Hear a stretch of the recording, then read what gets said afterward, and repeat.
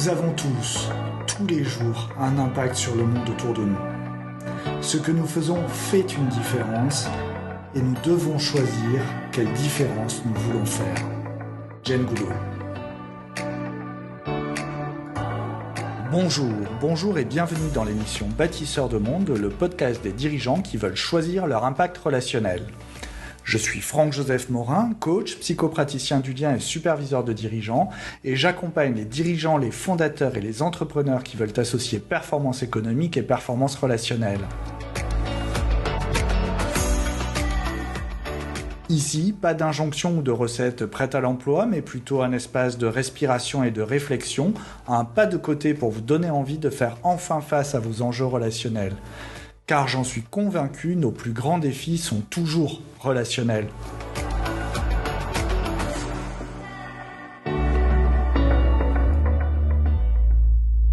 Travailler ces enjeux relationnels pour un dirigeant, c'est accepter d'en faire un levier de transformation, de pérennisation et de développement de ses équipes et de son entreprise. Les enjeux relationnels, au-delà du concept, c'est un levier d'évolution pour tout système humain, pour tout organisme vivant. Pour nous démontrer cela et pour nous en montrer un exemple concret et vivant, je suis ravi aujourd'hui d'accueillir sur Bâtisseurs de monde Alexandre Jonvel, architecte dirigeant et co-associé de l'agence Kobe Architecture, qui a fait de cette question des enjeux relationnels un véritable outil de management et de développement collectif.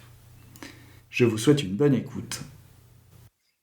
Bonjour Alexandre Jonvel, merci d'avoir accepté d'être mon invité pour ce numéro de Bâtisseurs de monde. Merci Franck, je suis ravi d'être là et de pouvoir participer à ta démarche de bâtisseur de monde. Je suis ravi de t'y accueillir. Alexandre, tu es architecte urbaniste au départ et tu as fait des études à l'école d'architecture de Belleville où tu as d'ailleurs rencontré Raphaël Denis et Martin Lemaire. Ils deviendront tes associés au sein de l'agence Kobe par la suite, agence que vous co-créez en 2002 autour de deux pôles, l'architecture et l'urbanisme. Vous y êtes rejoint en 2007 par Luc Monéger qui amène une compétence paysage à l'agence et en 2011 par Fabrice Tellandier qui crée le pôle maîtrise d'œuvre d'exécution et devient votre 5e associé en 2018. L'agence Kobe rassemble donc aujourd'hui 5 associés, 80 collaborateurs sur 3 sites, Paris, Bordeaux et Porto, et autour de multiples compétences tout entières dédiées à la création, comme vous le dites, d'espaces harmonieux à vivre, à traverser et à contempler. Une petite anecdote personnelle, toi et moi travaillons ensemble depuis plusieurs années sur le thème de tes enjeux relationnels de dirigeants architectes, et c'est en partie grâce à nos échanges qu'est né ce podcast Bâtisseurs de monde. Alexandre, est-ce que tu vois quelque chose à rajouter à cette description et cette biographie ? Oui, je voudrais rajouter qu'effectivement, on est 5 associés en France, mais on a aussi 2 associés au Portugal. Finalement, le système Kobe, le groupe Kobe, c'est une constellation d'agences qui travaillent ensemble. Et je pense que c'est tout l'intérêt sans doute de l'interview auquel je participe aujourd'hui, c'est de pouvoir aussi raconter les spécificités de l'agence Kobe, justement dans sa manière d'interagir entre les métiers, entre les associés, entre les sites. Absolument, ne les oublions pas. Et n'oublions pas toute la galaxie Kobe que vous avez créée, toi et tes associés. J'imagine qu'en tant que dirigeant d'entreprise, d'ailleurs, tu es confronté chaque jour à des décisions impossibles à prendre, des actions complexes à mettre en œuvre, des ajustements stratégiques à effectuer, des conflits internes ou externes à réguler, que ce soit avec tes pairs, tes partenaires, tes clients, tes collaborateurs. Tout ceci, bien entendu, en continuant à porter la responsabilité de l'entreprise et en faisant en sorte que celle-ci continue à créer de la valeur pour toutes ses parties prenantes, internes et externes. Au-delà de ces tâches classiques de dirigeant, tu dois déployer une énergie phénoménale à entretenir des relations solides et constructives, tant en interne pour faire en sorte que chacun soit engagé dans sa mission et dans la pérennisation de l'activité, qu'en externe pour bâtir des liens sécures avec les clients et les partenaires de l'agence. Parmi toute cette liste de défis que je viens d'énumérer, quel est pour toi celui qui prédomine dans ta vie de dirigeant, Alexandre ? Écoute Franck, pour moi, j'ai du mal à dissocier mon rôle de dirigeant de mon rôle d'architecte. Et c'est sans doute peut-être une des problématiques que connaissent beaucoup d'architectes, c'est qu'on est formé à être architecte, on n'est pas formé à être dirigeant. Et être architecte, c'est quelque part avoir des idées, être créatif, hein, et ensuite savoir mettre en œuvre ces idées-là. Et ces idées, pour les mettre en œuvre, on a besoin d'un rapport à l'autre à plein de moments, travailler en groupe, travailler en lien avec un maître d'ouvrage et travailler surtout avec des entreprises qui vont réaliser des projets. Donc la question pour moi importante que je suis venu quelque part quand je t'ai rencontré, ce qui m'a intéressé, c'était de travailler finalement sur le fait de créer du lien et d'être conscient des liens que l'on crée dans le projet. C'est ça qui a éveillé tout mon intérêt dans la démarche que j'effectue avec toi depuis des années. Alors, je te remercie. Et si je vais plus précisément sur les enjeux relationnels, qui est le sujet au centre de Bâtisseurs de Monde, le terme enjeu relationnel, déjà, qu'est-ce que ça t'évoque? Pour moi, enjeu relationnel, c'est déjà comprendre ce que c'est que cette relation dont on parle. Je pense que depuis quelques années où finalement je réfléchis aussi avec toi à cette question de la relation que je peux avoir en tant qu'architecte, aussi dans mon rôle de dirigeant, c'est dans la compréhension, c'est-à-dire comprendre quelle est la relation à l'autre, qu'est-ce que l'on attend de l'autre et qu'est-ce que l'on attend aussi pour soi. Et je pense que dans cette compréhension, ça aide souvent à mieux interagir. En tout cas, je m'en rends compte au fur et à mesure. C'est ayant un peu réfléchi à ces questions-là, je pense que je fais moins les faux pas relationnels que je pouvais faire auparavant. Alors évidemment, avec la taille de l'agence qui maintenant est de près de 80 personnes, les problématiques sont nouvelles. Mais je sens aussi que j'ai des fondations en termes de raisonnement sur l'interrelation qui me permettent de trouver des clés pour résoudre des conflits, pour pouvoir aussi peut-être tirer vers le haut la qualité relationnelle que je peux avoir dans des groupes de projets. En tout cas, être attentif à l'autre d'une manière bienveillante en tant que dirigeant. Et pour rebondir sur ta réponse, à quoi ça sert, on va dire, opérationnellement d'adresser les enjeux relationnels? En fait, pour moi, c'est extrêmement important. Je pense que je l'avais en moi avant même de te rencontrer, Franck, cette compréhension des enjeux relationnels. Simplement, tu as mis des mots et peut-être des concepts qui m'ont permis de mieux comprendre pourquoi c'était important pour moi. Alors, c'est un besoin personnel. J'aime vivre en harmonie dans un groupe. Je n'aime pas beaucoup le conflit. Lorsque je suis confronté au conflit, quand j'étais confronté au conflit, je pouvais des fois être un peu perdu, ne pas trop savoir tracer mon chemin dans le conflit. Je pense que le conflit existe aussi parce que deux points de vue peuvent s'opposer et la question, c'est de savoir comment transcender ces oppositions pour arriver à fédérer une pensée autour d'une pensée d'un projet commun. Quels seraient pour toi les plus grands enjeux relationnels auxquels tu as eu à faire face dans ta vie de dirigeant? Alors, comme dirigeant, le plus grand enjeu relationnel que j'ai eu à mener, ça a été des relations, on va dire, compliquées à un moment donné avec certains de mes associés. Ça, c'était vraiment quelque chose de très marquant. Et c'est sans doute par le fait que, comme je le disais tout à l'heure, on a été formé à être des architectes et pas à des dirigeants. Et à un moment donné, forcément, se rencontre cette question finalement du mode de gouvernance qu'on souhaite opérer au sein d'une entreprise. Je dirais surtout quand finalement l'association émane finalement juste de l'après-école d'architecture. Finalement, nous associés, nous nous sommes rencontrés dans une école d'architecture, donc en ayant des projets d'étudiants. Et puis après, on arrive à des projets concrets.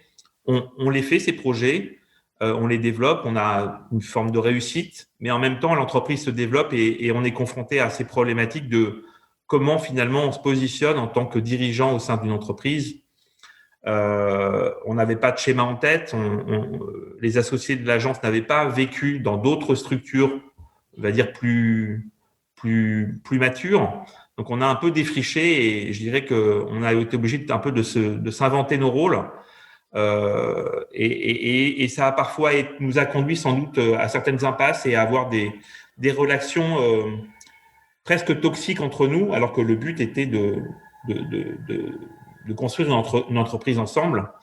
Et on s'est retrouvé un peu dépassé par, je dirais, quelque chose qui existe chez les architectes, c'est leur ego. Et l'ego prenait le dessus finalement sur la relation. L'ego est important pour développer l'imaginaire, pour avoir une force de conviction. Mais l'ego ne peut pas être au service de la direction d'entreprise, parce que, en tout cas entre associés, parce que sinon on verse dans une dimension qui est absolument négative et qui ne permet pas du tout de créer une structure de gouvernance harmonieuse et qui bloque même le développement de l'entreprise. Oui, ça allait être. C'est une des questions qui émerge quand je t'écoute. C'est qu'est-ce qui est en jeu en fait dans cette situation? Qu'est-ce qui est à risque dans cette situation? En fait, ce qui est en jeu, je pense, c'est la question. Je reviens toujours à ce double statut d'architecte et de dirigeant. C'est la question du leadership, c'est la question de la paternité de l'idée. Et donc, ce qui est en jeu, c'est quelque part de savoir peut-être dépasser ça pour réellement mettre nos cerveaux au service du projet, sans être absolument dans la volonté absolue de dire c'est mon projet, c'est moi qui l'ai pensé, c'est moi qui l'ai fait, mais de trouver une manière de dépasser ça et d'être un peu plus puissant que ça, c'est-à-dire faire en sorte que finalement le fait de penser les projets à plusieurs crée une valeur ajoutée supérieure au fait d'avoir une seule personne qui imposerait ses choix à l'ensemble d'un groupe de projets, que ce soit des paysagistes, des urbanistes, des architectes, des maîtres d'œuvre d'exécution. L'idée, c'est vraiment que cette idée, que le collectif de pensée permette vraiment de dépasser ça. Et en tant que dirigeant, on a un rôle, je pense, pour structurer ces équipes de projet, structurer cette manière de faire, justement pour faire en sorte de tirer vers le haut notre production. Je t'entends également parler de gouvernance dans ta réponse précédente et je pourrais me demander en quoi le travail relationnel au sein de la gouvernance, quel impact est-ce que ça peut avoir sur l'organisation dans son ensemble? C'est-à-dire travailler cette relation entre associés, quel impact ça peut avoir sur l'entreprise, sur l'agence? En fait, on est tous bercés de préconçus sur la gouvernance, les organigrammes d'entreprise, avec des systèmes pyramidaux où, en fait, en tête de pyramide, il y aurait le chef tout-puissant qui dirigerait l'entreprise. Lorsque l'on a des associés, lorsqu'on est sur des modes de travail plus collaboratifs, on voit bien que ce schéma-là ne correspond pas à un mode évolué finalement de gouvernance.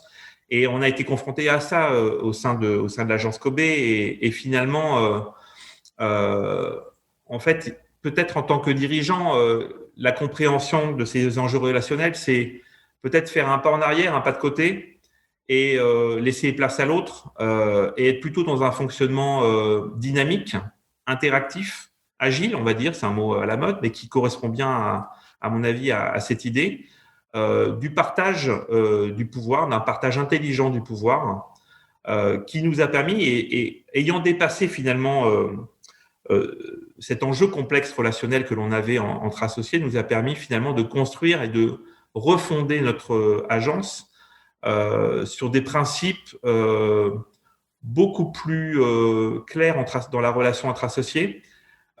Et du coup, beaucoup plus clair aussi vis-à-vis de nos collaborateurs qui étaient en demande aussi d'une meilleure fluidité, d'une meilleure visibilité dans le rapport qu'ils avaient avec les dirigeants d'entreprise.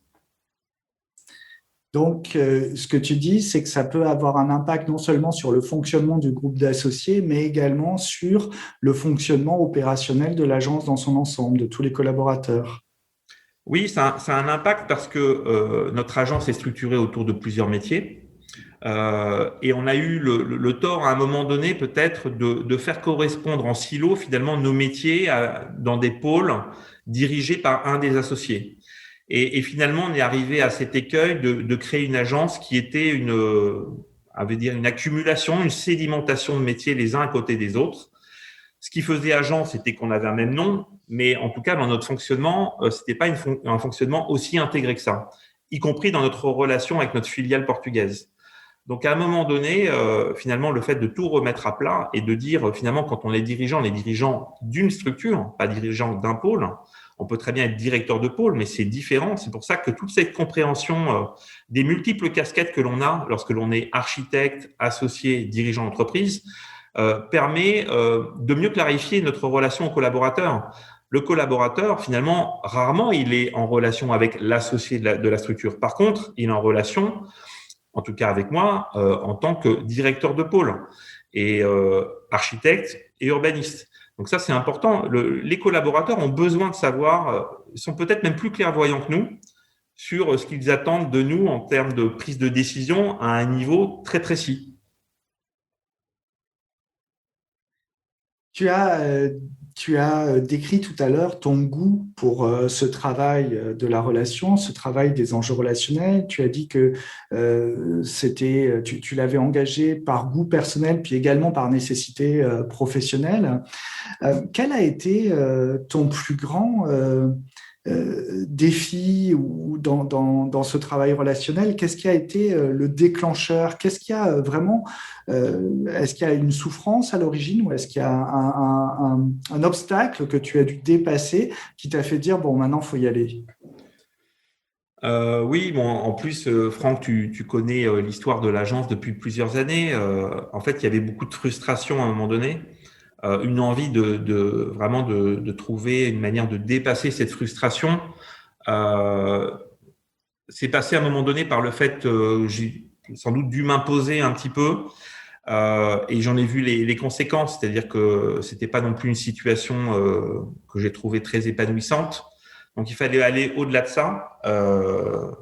Peut-être qu'à un moment donné, j'avais trop imposé mon propre leadership sur la structure et j'en ai vu les limites. Donc, je pense qu'il fallait à un moment donné être capable de prendre du recul, faire un pas en arrière pour permettre à d'autres de faire un pas en avant et puis faire un pas de côté pour regarder la situation différemment avec un œil neuf, un œil qui m'a permis de me projeter, mais aussi que l'ensemble des associés, par une démarche aussi que l'on avait faite avec toi, Franck, à un moment donné, de pouvoir trouver ensemble, entre associés, les moyens d'être plus apaisés dans cette relation à la croissance de l'entreprise, au rôle de chacun d'entre nous, le fait de ménager nos égos, le fait d'être plus bienveillants les uns vis-à-vis des autres. Et ça a été quand même, je pense, la clé de la réussite de la mutation de Kobe à un moment donné.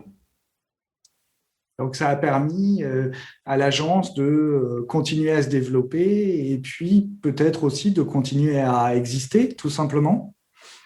Ça a eu un effet rebond assez incroyable parce que depuis que l'on a pris conscience, tous les associés, de cette dimension relationnelle, de cette volonté forte d'être bienveillant les avis des autres, mais dans un intérêt de développement d'entreprise, il y a eu deux phases majeures dans le développement de l'entreprise. Il y a eu la création d'une nouvelle agence à Bordeaux et puis la création d'une filiale au Portugal.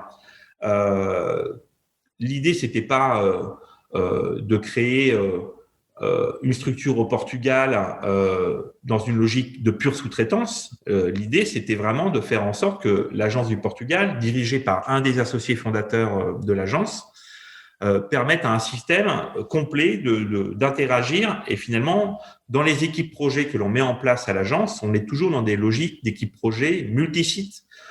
On a toujours au sein des projets une partie de l'équipe parisienne qui travaille avec une partie de l'équipe portugaise ou avec une partie de l'équipe bordelaise. Et finalement, je dirais qu'on a réussi, je pense, à dépasser, on va dire, nos petits conflits de dirigeants pour trouver un modèle qui satisfasse à l'ensemble des besoins des associés. La frustration dont je parlais tout à l'heure, c'était celle-là. C'était en fait finalement, on accumulait des frustrations personnelles, tous les associés, et on n'arrivait pas peut-être à les mettre sur la table, hein, à les regarder en face. Ces frustrations, on les regardait par le spectre peut-être juste de l'ego d'architecte, ce qui était, à mon avis, une mauvaise idée. sans regarder finalement tout le potentiel qu'on avait sous nos pieds. Et ma frustration à l'époque, c'était de me dire qu'on est en train de, quelque part, de gâcher ce potentiel. J'ai toujours été conscient qu'on était extrêmement complémentaires et que c'était là la puissance de notre association, bien plus complémentaire que finalement, on va dire, en opposition sur les sujets. Et le fait d'avoir perçu finalement à un moment donné que cette puissance liée à notre complémentarité était la force et le ciment du développement de Kobe. Individuellement, pour toi, par exemple, quelle est la limite que tu as dépassée en faisant ce travail relationnel? Où est-ce que tu as été nourri? Où est-ce que tu as pu développer ta puissance? C'est vrai que je pense vraiment avoir beaucoup évolué sur cette question-là, confronté aux limites dont tu parles. La limite, c'est, je pense, de passer du dessin à la parole. Alors, ça peut paraître un peu fumeux hein, de poser ça comme ça.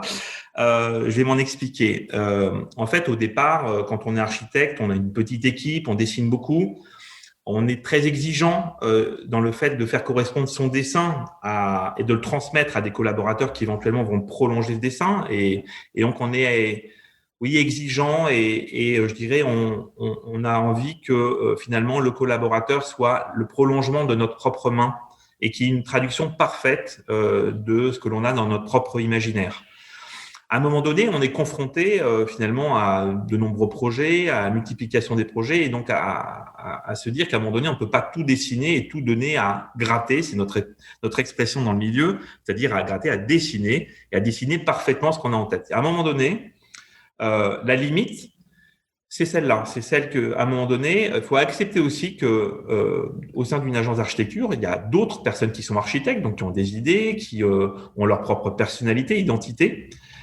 Et l'idée, c'est que ce prolongement-là, évidemment, c'est une main un peu indépendante, mais qui doit ajouter un plus au travail de projet, un plus au dessin. Et donc, ça ne se fait pas juste finalement en donnant quelque part un calque de quelque chose qu'il y aurait à décalquer. L'idée, c'est que le collaborateur comprenne que lui aussi a une part à jouer dans l'acte de projet. Et donc, c'est cette limite-là qu'il faut dépasser. C'est ce qui permet, je pense aussi, de pouvoir travailler sur plus de projets, mais tout en étant très précis dans la parole, c'est-à-dire tout en étant très précis sur… moi, j'accorde une très grande importance dans le fait d'être très clair dans ma manière justement de dire un peu ce que j'ai en tête sur un projet et d'essayer de cadrer, mais sans dessiner ou en dessinant peu. Alors, je dessine de temps en temps, mais je m'aperçois que je suis beaucoup plus maintenant dans le fait d'utiliser la parole pour pouvoir finalement orienter, plus que le dessin qui serait une manière peut-être parfois, des fois, trop fermée ou trop fermée dans le sens où les autres collaborateurs, paysagistes, urbanistes ou architectes qui vont travailler sur le projet vont peut-être avoir du mal à s'approprier le sujet. Et il y a une forme de transcendance dans ce système qui me paraît intéressant. Et les moments où je prends le dessin, c'est plutôt des moments correctifs, finalement, pour recadrer, repréciser les choses. Mais je trouve que voilà, d'être passé finalement du dessin à la parole, c'est vraiment une limite que j'ai su dépasser et je fais en sorte aussi que mes collaborateurs, dans leur manière de prendre la parole pour parler projet, fassent aussi et aussi cette même exigence d'être le plus clair, de bien choisir les mots et de bien s'assurer aussi que les concepts que l'on manie soient bien compris par les autres. Parce que quand on fait un travail collectif, il faut vraiment s'assurer qu'il y a une bonne compréhension des mêmes sujets. Parce que dans un projet, lorsqu'il y a une compréhension un peu différente, le projet peut se perdre. Et des fois, dans l'acte de création de projet, les projets se perdent en route parce que finalement, les choses n'ont pas été bien dites. Il n'y avait pas assez de lisibilité sur les objectifs, sur la vision. Et ce n'était pas assez partagé. Donc, je reprends souvent mes collaborateurs là-dessus, sur le fait d'essayer qu'eux-mêmes puissent porter une parole claire. Et être clair finalement dans sa parole, c'est souvent un dessin très clair derrière. Donc, c'est à la fois plus de précision, plus d'efficacité, une meilleure transmission d'idées et une meilleure exécution derrière, j'entends. Tout à fait. Ce qui me frappe dans ce que tu dis, c'est combien il semblerait que le métier d'architecte soit un métier solitaire au départ et en même temps qui ne peut se faire sans être en lien avec d'autres professions, d'autres disciplines ou d'autres professionnels. Est-ce que c'est juste quand j'entends ça? C'est très juste. Je pense qu'on ne fait plus du tout les projets au XXIe siècle comme on les faisait au XXe siècle. Il y a une demande aussi très forte liée à l'acceptabilité des projets par les usagers ou les habitants. Donc, ça se traduit par des démarches de concertation qui sont pratiquement systématiques sur les projets. À l'agence Kobe, on a très très tôt pris le pli de participer à ces démarches et même d'avoir plaisir à participer à ces démarches. On en a vraiment fait un des vecteurs forts de l'agence. Donc, on s'est formé aussi à faire de la concertation. C'est indispensable, je dirais, maintenant pour les projets. Si on devait dire en un mot, décrire en un mot les endroits où travailler la relation est important pour un dirigeant d'agence d'architecture, j'entends qu'il y a le management, j'entends qu'il y a la relation entre et avec les associés, j'entends qu'il y a la relation client. Quels sont les autres endroits où on peut dire que travailler le lien et la relation est important? Il y a un autre lien qui m'est cher, c'est le lien avec notre planète. C'est-à-dire que les enjeux environnementaux font que on est obligé de regarder l'impact de nos actes sur notre environnement. Donc ce lien, qui est pas un lien relationnel humain, qui est un lien relationnel malgré tout avec le domaine du vivant, que ce soit la faune, la flore, une géographie, tout ça, c'est en train de prendre énormément d'importance dans l'acte de bâtir. Et en tant que bâtisseur de monde, je dirais que c'est même une dimension qui est en train de prendre le dessus et qui nous conduit aussi de plus en plus souvent à refuser de partir sur certains sujets qui ne respectent pas ce prérequis justement du lien que l'on a, nous, en tant que concepteurs, en tant que transformateurs d'une matière qui est de plus en plus précieuse, qui se raréfie. On doit absolument avoir ça en tête. Donc, ce lien-là, pour moi, il est aussi extrêmement fort et à privilégier, je dirais, un peu comme chapeau de toute notre pensée d'architecte, au-delà, avant même toute relation humaine, je dirais. Ça me paraît indispensable. L'urgence climatique nous pousse vraiment à agir de la sorte. Et on a un rôle, une responsabilité, je pense, en tant qu'architecte, d'être aussi un peu, pas des ayatollahs de l'écologie, parce que on pourrait tourner en rond, mais au contraire, d'être vraiment conscient et d'apporter aussi une forme de culture à la fois à nos maîtres d'ouvrage, aux collectivités, mais aussi aux habitants, de manière à être très conscient finalement de l'impact que nos projets ont sur notre environnement proche. J'aime bien la manière dont tu poses le fait que le travail relationnel dépasse la technique. Combien il y a la technique, il y a le métier, il y a tout ce que ce métier implique, etc. Et puis, il y a une dimension relationnelle qui peut aller même jusqu'à la relation à notre environnement et à notre monde. Justement, si on se recentre un peu sur le cycle de vie de l'architecte, en quelque sorte, À quel moment est-ce que il est primordial, selon toi, de dépasser de dépasser la technique pour venir considérer les enjeux relationnels? Vous avez des vies professionnelles. À quel moment de vie il est primordial de ne pas passer à côté des enjeux relationnels? Alors, je vais prendre un exemple très concret que l'on a vécu à l'agence depuis 2 ans. On a eu la chance de participer à un très beau concours qui était le concours du village olympique pour les Jeux de Paris 2024. Et on s'est retrouvé finalement sur ce concours à être architecte urbaniste coordinateur d'un quartier du village olympique.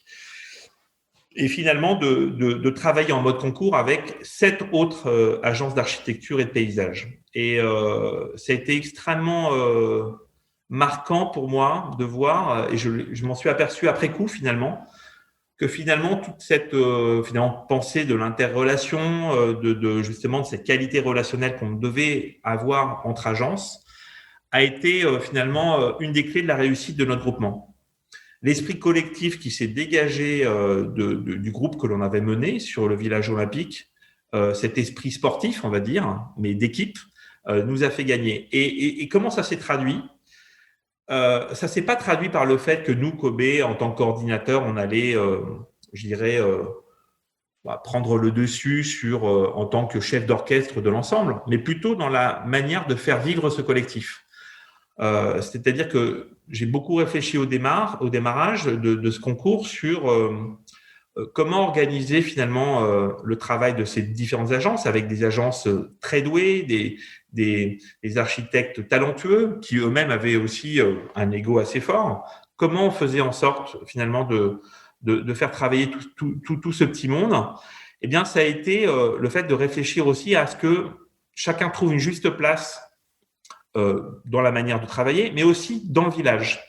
Et finalement, j'ai beaucoup réfléchi à un moment donné sur le positionnement. Il y avait une vingtaine de bâtiments. Comment, où positionner tel ou tel architecte et échanger avec eux là-dessus. Et finalement, tout le monde a trouvé une juste place dans le village olympique et finalement, tout le monde a œuvré avec beaucoup de plaisir parce que finalement, il y avait une forme d'évidence. Certains étaient prévisibles sur la scène, d'autres étaient dans une relation très particulière avec un jardin ou une crèche. Certains travaillaient sur un programme plus de bureau que de logement parce que c'est ce qu'ils aimaient faire. Kobe s'est retrouvé dans sa dimension d'urbaniste à être sur l'endroit le plus urbain du projet, c'est-à-dire un des lots donnant sur la place, une future place dans la ville. Et finalement, tout ça, cette alchimie où tout le monde avait un positionnement qui lui convenait, a permis finalement de fédérer notre équipe et d'aller à la victoire. Donc, on voit combien cette vision relationnelle d'un projet peut également aider à prendre en main ou plutôt à considérer un projet dans toute sa complexité, tout en permettant à chacun des intervenants de trouver sa juste place. Oui, tout à fait. Après, il ne faut pas avoir peur de la complexité.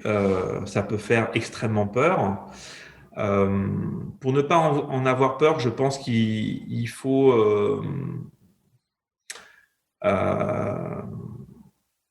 moi, je me sens de plus en plus construit autour de cette compréhension-là. Donc, ça devient même presque des réflexes ou c'est un peu inné. Et je fais confiance aussi je fais confiance à ce travail un peu fait de bienveillance. Finalement, on influence aussi quelque part la réaction de l'autre lorsque l'on agit de la sorte.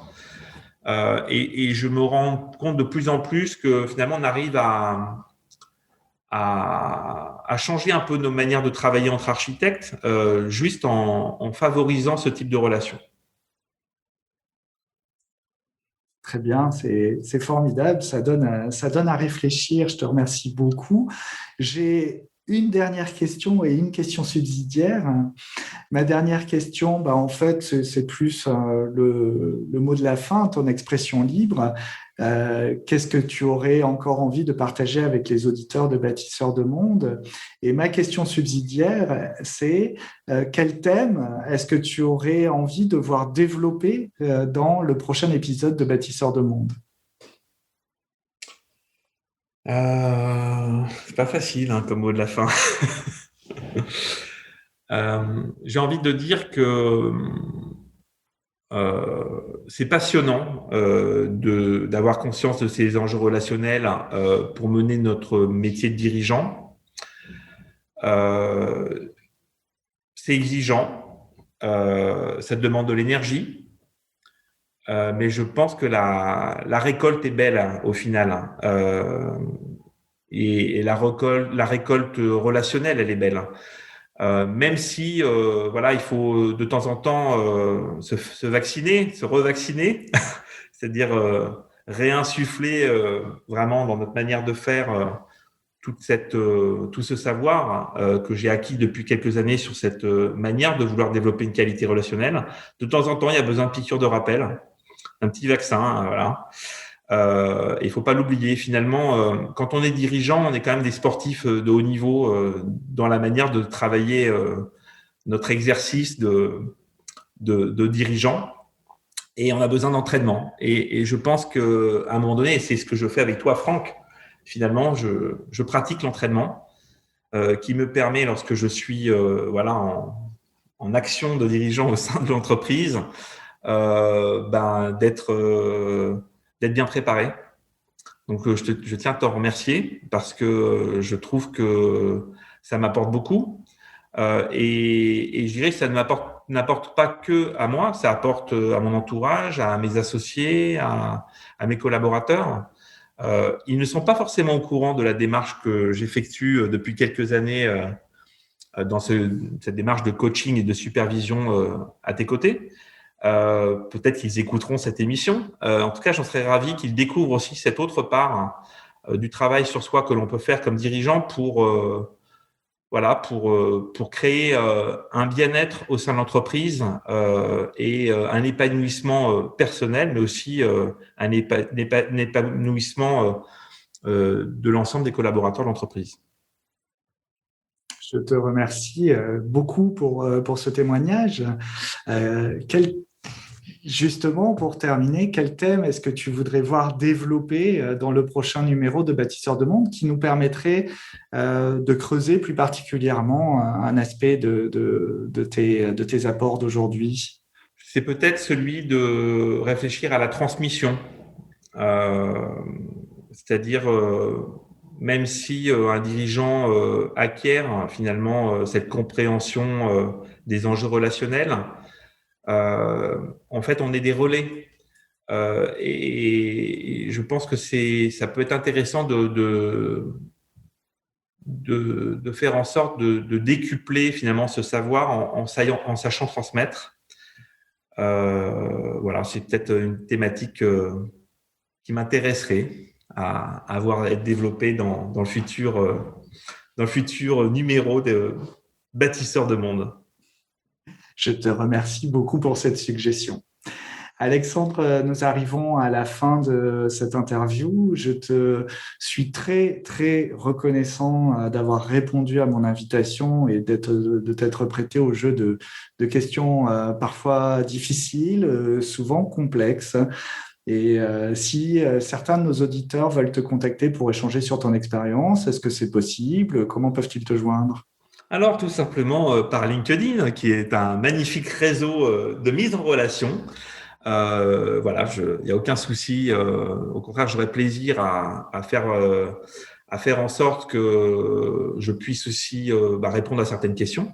Ce sera avec plaisir. Voilà, j'ai vraiment envie de partager toutes ces expériences avec des dirigeants qui souhaiteraient aussi s'engager dans cette démarche qui est pleine d'inattendus, mais surtout de joie.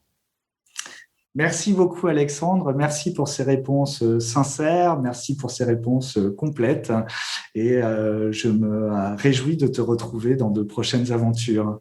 Je te souhaite une belle journée et je te dis à très bientôt. Merci, Franck. À très bientôt.